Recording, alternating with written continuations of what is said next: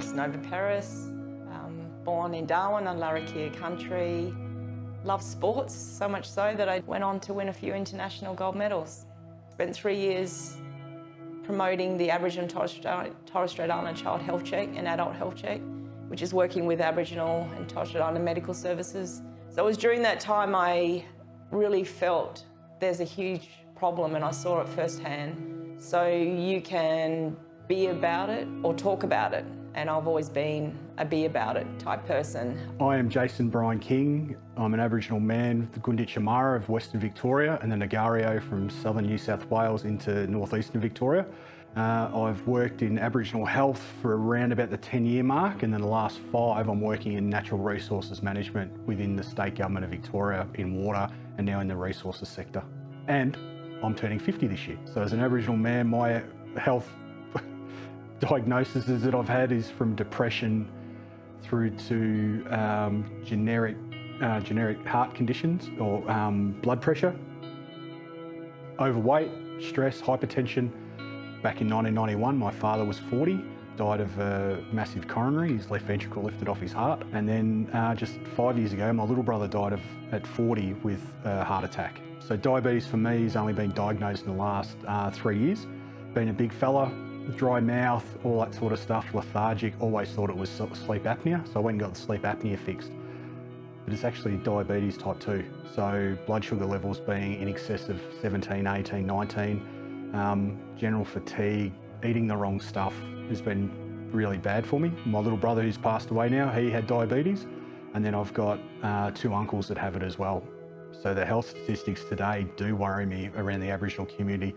We also need the help of mainstream services or non-Aboriginal services to help us get through that, because whilst we have doctors and nurses and we get experts in from medical services and hospitals, we still need those specialist agencies to come in to help us with weight management and diabetes management as well.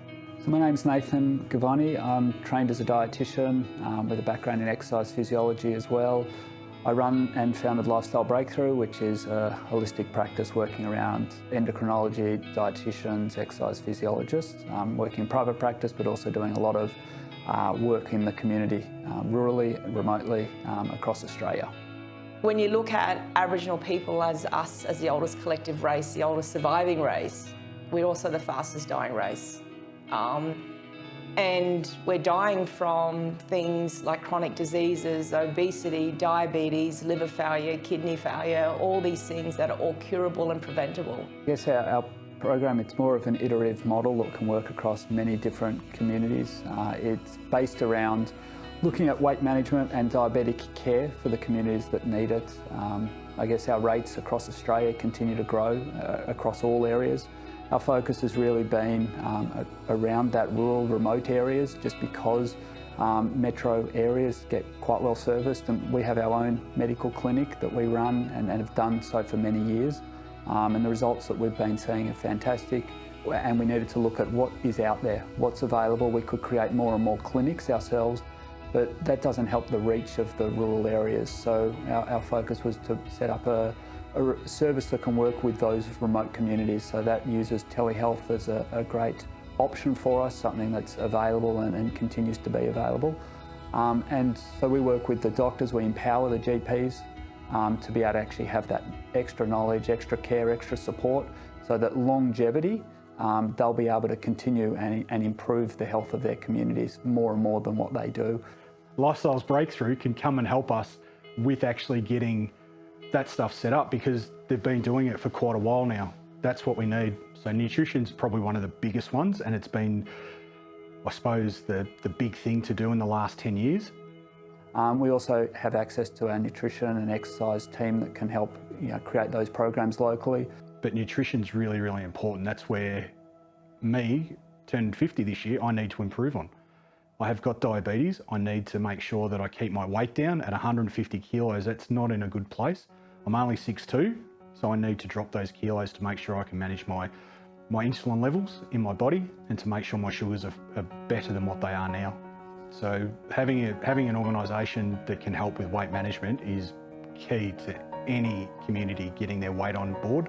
When we were looking through the regional and rural statistics and trying to improve those rates through, around Australia, around weight management and diabetes care, it really stood out the disparity that we've got through the Aboriginal communities with their diabetic rates and obesity rates.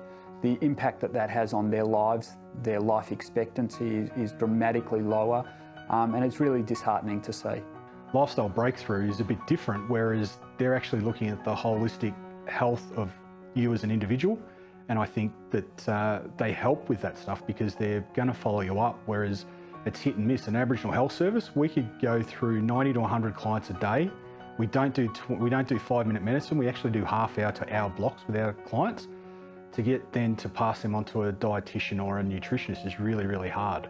Whereas if you're a specialist group, like Lifestyles Breakthrough, that's where you get the best end service you can get.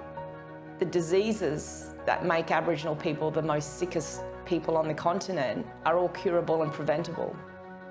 But there needs to be a whole shift in how we look at helping Aboriginal people through, Lifestyle Breakthrough. That's what we're giving. We're giving the help to the medical fraternity to enable them to treat their clients, with better medical information and better medical skill.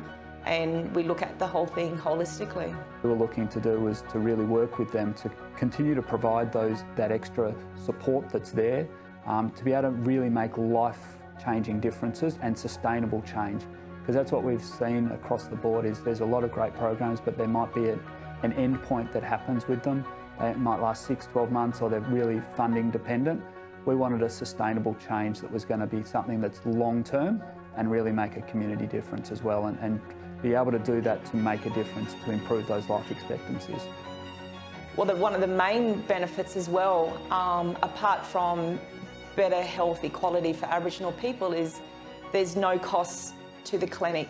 There's no cost to the doctor. In fact, it is a win-win for everyone. Yeah, so there is no cost to a GP clinic or a GP themselves, so the doctors don't pay anything extra. When they actually do this, they actually do get an increase in revenue to actually do that. So there's a bonus for them. So I guess this service was set up as a win-win-win for patients, as well as the doctors, clinics and the community as well. The way we do it is we take the most up-to-date evidence-based medical approach, but we also combine that with a social prescribing side of things. So we take very much the community approach. We look at what's going there, but we use the most up-to-date medical advice and combine that. Often most models will just focus on the medical approach. And what that leaves you with is you're great with your numbers, you're really good at putting that in a book, knowing what your diabetic numbers, knowing what your weight is, but everything external to that becomes a challenge. So what food is in the environment? What are the shops selling? What is the local environment able to bring to it? Does it make it easier? Does it make it more challenging? And making sure all local businesses are involved, the medical practice are involved and the community are all working together is something that a lot of actual programs don't necessarily tackle if you're just focused on the medical aspect of it. We also, obviously from a cost point of view, have no costs. We're not reliant on grants, so this is an ongoing, sustainable model that we've focused on. And by empowering GPs, we aim to make this something that's a long-term aspect to really reduce those risks or rates in the community. If we can start with better medical help, that is a big factor in trying to, help Aboriginal people live longer.